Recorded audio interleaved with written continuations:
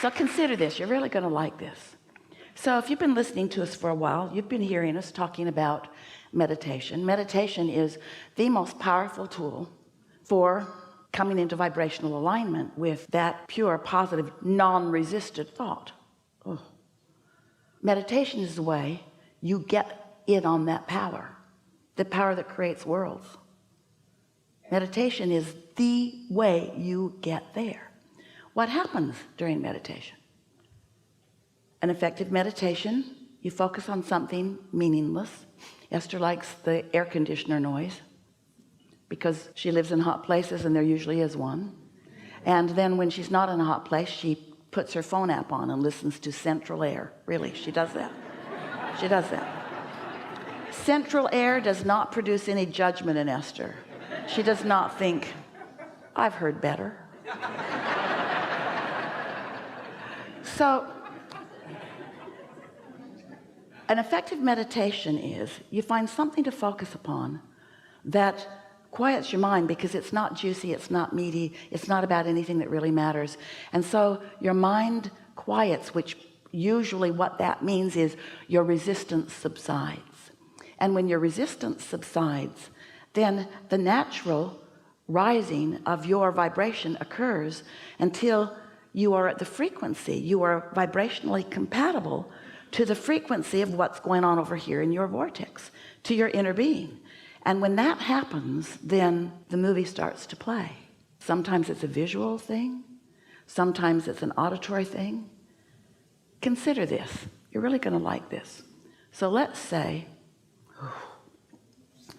you decided that you're going to meditate and you were going to allow your vibration to rise and you were going to receive the movie. And when that movie comes, what it is, it just feels good when it comes. And it's about the weirdest things. It's not about saving the world usually, or any of the big things that you think you're working on. It's about things that are pleasurable to you that you can receive right now. And so it could be about seeing someone's face or a dog licking your face. One time it was Esther saw a documentary on a mother bear and a baby bear, and they were taking the honey from the big tree. She saw this on television. They were licking the honey from each other, and the narrator was saying that, look at the love that these bears are feeling for each other. And Esther thought, it's the honey. It's the honey they're after.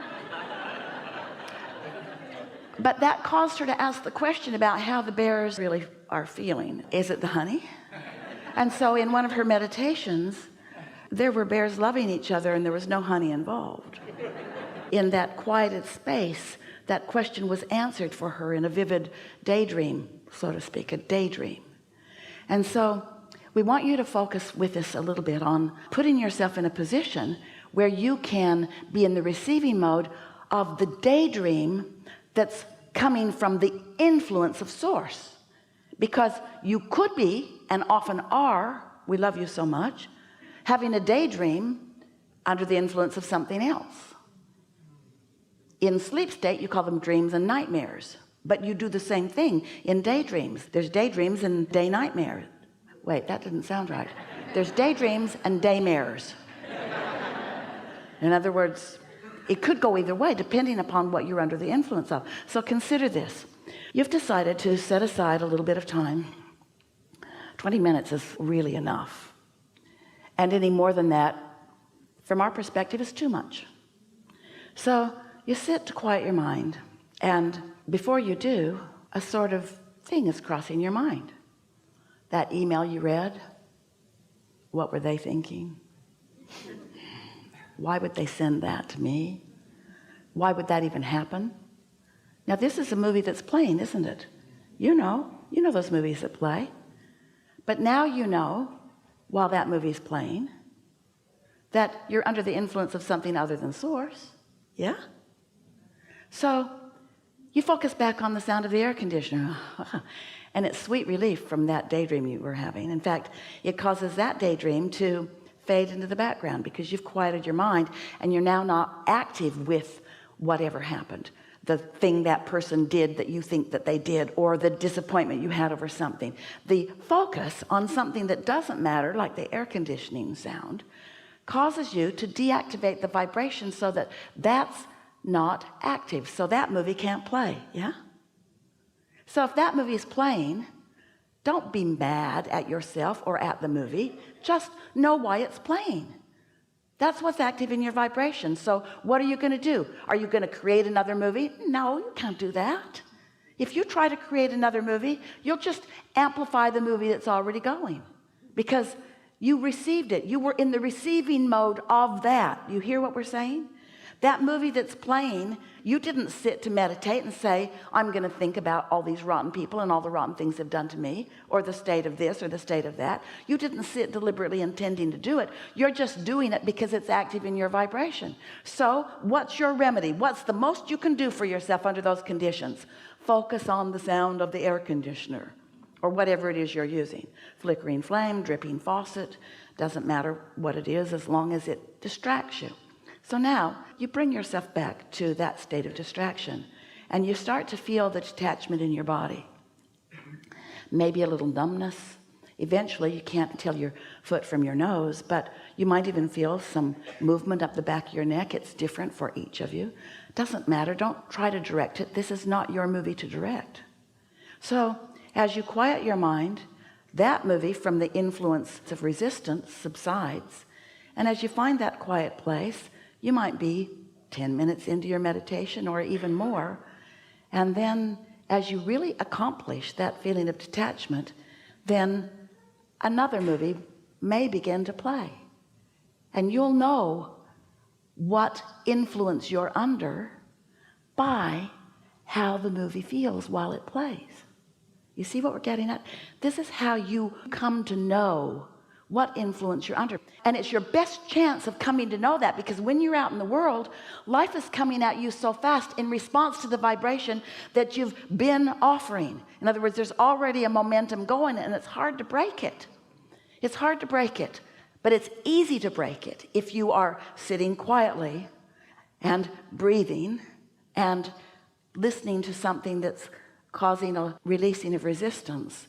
Even yesterday, as Esther sat to meditate, she got some of this movie, and then she focused again, and then she got some more of this movie, and then she focused again, and then she got some more of this movie, and then she focused again, and then that movie didn't come back, and another one began to play. You see what we're getting at? You have to find a way of showing yourself what influence you are under. And that doesn't mean that contrast won't come or that resistant things won't come. It just means you'll spend less time in them. Esther had a day the other day, problem solution, problem solution, problem solution, problem solution, problem solution, problem solution, because she's working on something. Problem solution, and then it sort of flipped. Solution, solution, solution, and then it was problem solution, so close together that she has a stream that flows through her garden, and someone was coming, and it mattered to her that when they got there they could experience the deliciousness of this stream. This stream flows all day and all night, every day and every night, and Esther loves it so much. It's her favorite thing for somebody that she loves to see. So somebody was coming, and the night before, Esther walked up her path, and she stood and looked at the stream, and she thought, stream, I love you so much, thank you for being so steady. And the next morning her gardeners came, and her company was coming, and she asked her gardeners to just brush things off and make it look as nice as she could, because someone special was coming.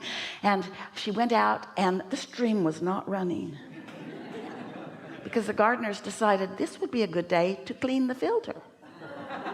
And then they lost the prime in the pump, and then they couldn't get it going. And Esther did not like it.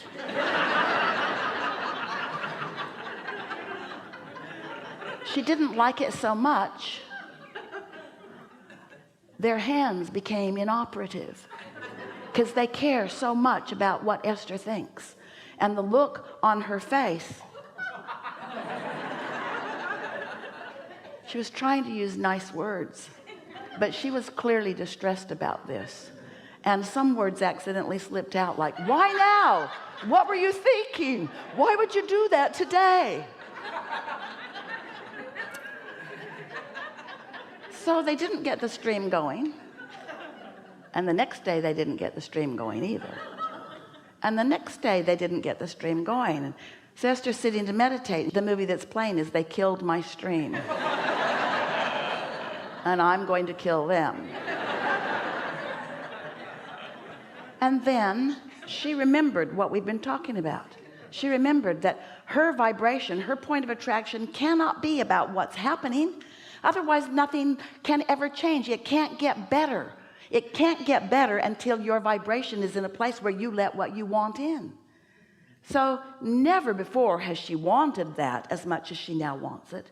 But never before had she been more contradictory to her own desire, because the reality had gone on for 3 days. So now she's meditating, listening to the damn central air.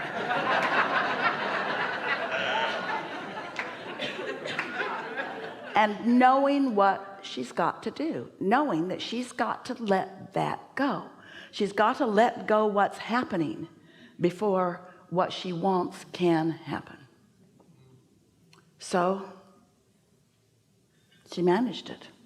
Central air was extra sweet to her that day. She focused. She felt the relief of the non-thought. And then other movies played that had nothing to do with the stream, because the stream movie couldn't play without activating the other movie. And inner being and source is smart enough to know that. So we don't stir up trouble like you all do. We didn't poke at her. Ready for the good thoughts about the stream? No, we projected other thoughts that are easy for her. We thought about things that we knew she could easily tap into, that had nothing to do with this thing that would stir up trouble for her. You get it? You might want to try that for yourself and your friends and your family and your kids. So, blissful thought. She came out of meditation and had a thought. I'm going to call the man who built the stream to begin with. Guess where he was? On her street. Guess how long it took him to get there? 2 minutes. Guess how long it took him to fix the stream? 5 minutes. Power of non-resisted thought. Those guys would have figured it out eventually. They were close, but Esther's doubt was too strong. A lot of well-intentioned people are hovering around you, incapable of giving you what you want because your expectation is working against it. Yeah. We've enjoyed this interaction immensely.